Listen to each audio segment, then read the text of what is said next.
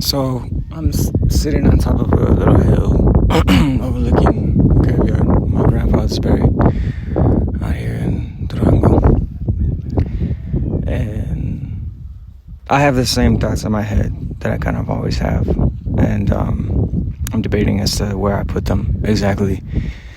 I think I'm going to keep them here for now. So one thing that I'll say is my life is extremely dependent on the women around me, specifically when it comes to perception.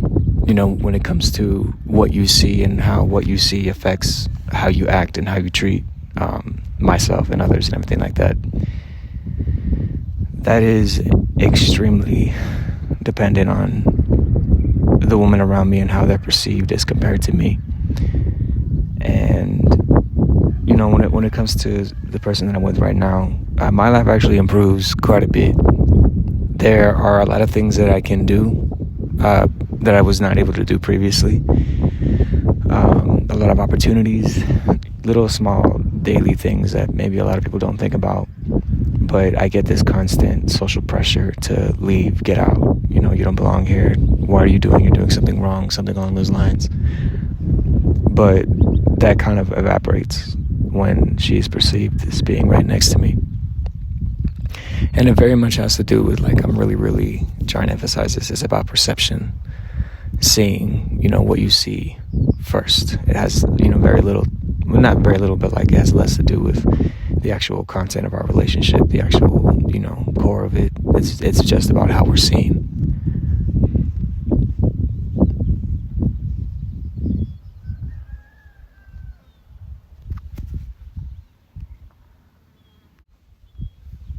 So the second thing that I want to mention is I believe that the core of what you get, gets called the culture industry, in whether you want to call it the U.S. empire, Western world, so on and so forth. I do believe that the core of it should be seen as the sex industry. That in the same manner that we might say that the borders and the prisons and America's internal colonies and external colonies are where its laws, its forms of oppression, even its culture as well, are formed, experimented on, tested on before they're then imported back home to the rest of the country.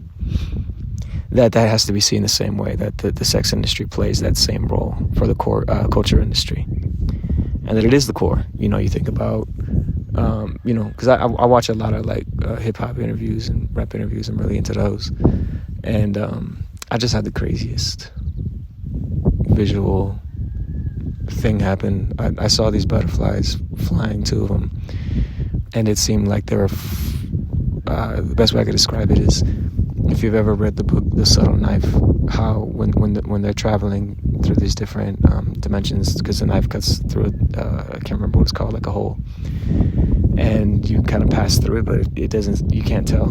I just seen 2 butterflies seemed like they were passing through that, just in the air right in front of me, and they just disappeared. I don't know where they went. It's kind of trippy.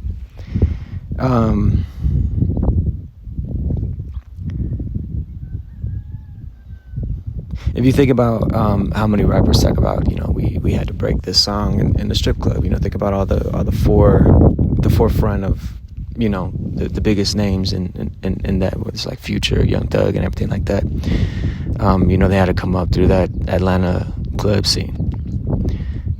You think about how many things that you now see in films that are pulling from internet culture and everything like that. How much of that just straight up came from pornography, and I know that there was a big release that came out a little while ago about how Ghislaine Maxwell was behind a lot of shit on 4chan and Reddit and stuff like that. And I don't think it's that simple. And it's not that I disagree with that at all. I definitely think it's true, but I would hesitate to tie it all down to one source, because I don't think that it is that simple.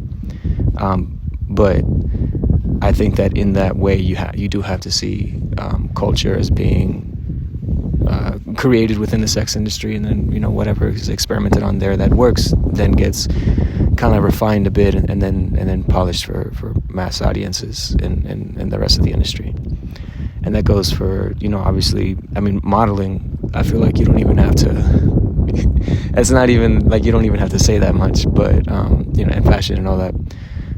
Films, of course, backrooms coming from 4chan meme and green text or whatever they call it or whatever.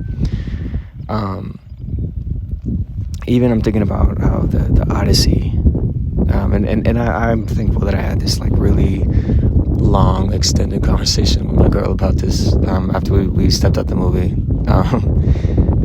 It's an extended rape metaphor. Like the whole thing is, and of course there's always a chance that I'm like, whoa, you're crazy, and you're just saying this because of some specific trauma, and you're seeing it everywhere now. And obviously I'll entertain that possibility, but I don't think it's the case.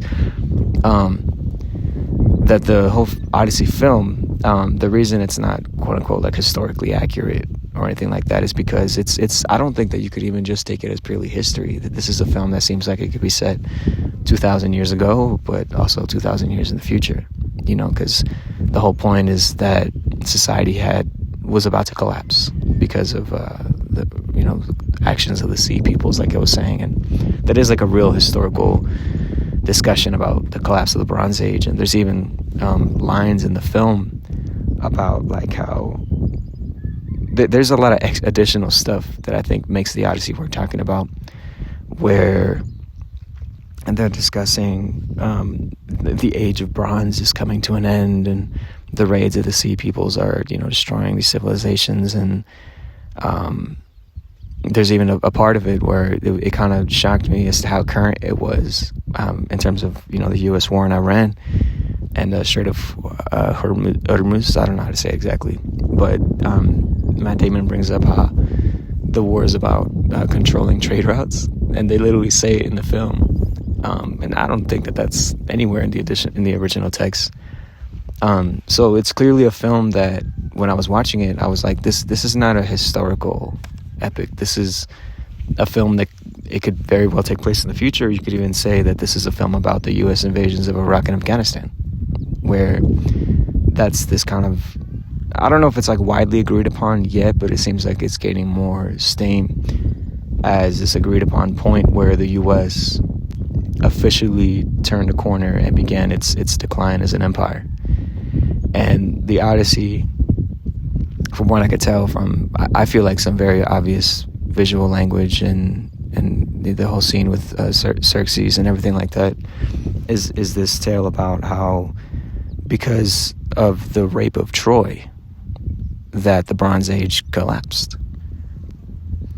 And it's a very angry film. Like, it's a film that's very angry about that. And, it was written, I think it was like March 2024, from what I saw published on Wikipedia or something like that. And, that's a very, like, Epstein era for him Nolan, to be writing this film. And I do feel like when you look at this, you look at Obsession, that somewhere or another, all these major cultural events, you could even add on the Kendrick Lamar, Drake whole little thing, that all these major cultural events in, the American empire that then extend globally are based around some kind of sexual abuse. Whether people like want to state that clearly, but it's like damn near every single thing, that you think about that's like a major cultural event, like, wow, this is going on. Films, music, art, all that. It's around some kind of sexual abuse, but I don't even see it as like we're finally confronting this. It seems like it's just kind of a pressure valve, like it's just like a release because things are about to really, really boil over. I don't know, but none of these, in my opinion, cultural events have really had much to say. I think that there's still one of the things that I was saying when I was talking to my girlfriend, and I do kind of, I guess, maybe I wish I recorded it, maybe I didn't, but one of the things I was saying was that Nolan is trapped in liberal ideology, where these people, they can very much gesture towards social problems, but they completely lack the imagination to say or do anything about them. And they inevitably end up kind of falling in line with these systems. And, the Odyssey and, fucking Kendrick Lamar, like, these are not radical pieces of art at all. Like, not even close. And to be blunt, I believe that if you want to say something about sexual abuse, if you want to, make any kind of real commentary on it, that you do have to be radical. I don't think that you have space anymore to just say, well, isn't this a bad thing? Well, yes, of course. And these people, I think, are like ultimately, I won't even say these people because it's not unique to them. They're just kind of in the positions to create, these massive, culture-wide phenomenon. But they have no imagination. They have no radical ideas. They have nothing really to say about it, to be honest. So it's just kind of this like pressure valve, like where we're all seeing, like everybody empowers and the Epstein list and all this and this, and people are even feeling it down at the levels that they're at, where there's so much social unrest kind of boiling below the surface because of how much things have changed in terms of gender and sexual relations socially, that's like a whole nother discussion. I know I'm kind of bouncing all over the place, but I know a lot of people are hurt that nothing came of the 2010s. None of the supposed radical ideas. There was a time when you could talk about quote unquote, rape culture, and even on the right wing, they had this whole idea of like traditionalism and all this and this. Like it all ended up kind of being rolled into this existing, Silicon Valley dystopian tech nightmare that we're all living in. This fucking like Brave New World, everybody's drugged up and fucked up, distracted kind of environment that we're in now.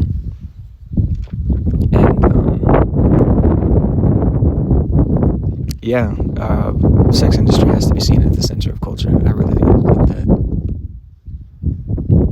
I don't think that that's new. I don't think that that's some kind of revelation that nobody's ever thought of. It's probably common knowledge at this point, but I don't think that it's articulated well enough, and this itself is not even much of an articulation. But I don't know. Speak the truth, and the truth follows. Do what's right, and what's right will come.